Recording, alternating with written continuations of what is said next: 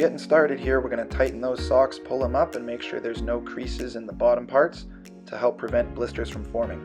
Slide those feet in, tap the heels on the ground to make sure your feet are in place, and adjust the tongue and start snugging up those laces. Make sure to keep the laces flat at this point. It helps prevent lace bite and protects your fingers from blisters when pulling hard on the laces. You can see I'm not pulling tight on the bottom section here. That's a little bit of a personal preference. I like a little bit more room in the bottom of my skate, and it really helps when breaking in a new pair. Thread the laces through the top eyelets and begin to tighten the top section.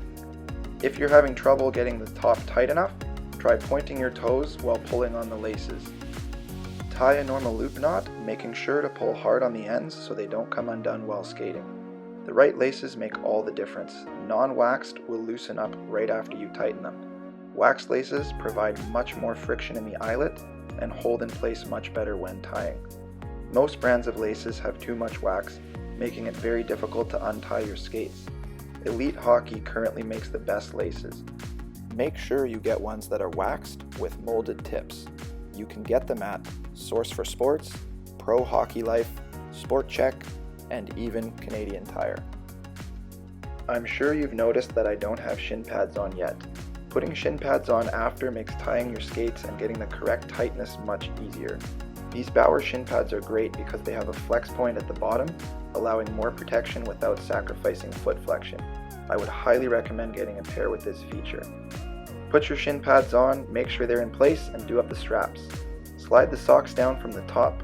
This can be a little tricky at first, but with practice you'll get used to it. Repeat on the other side. Double check that the knot in your laces is tight, and then it's time for sock tape. Begin by adjusting your shin pad to a comfortable position and start taping. Taping the shin pad too high up or too tight can result in blood restriction in the leg. It helps to start your tape just below the top Velcro strap. Sock tape is extremely helpful in keeping the shin pads in place while playing. The straps on most shin pads are not tight enough without tape, but if you have a pair that is tight enough, you can skip that part. Finally, stand up and test the tension in your skates. Not too tight, not too loose, and you're good to go.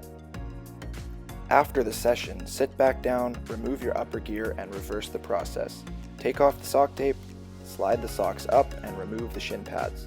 When untying your skates, removing at least one eyelet from the top helps loosen the skate enough to prevent damage when slipping them on and off. Keep the laces flat when loosening so that tying them up again is easier. Once they are off, always remove the insoles.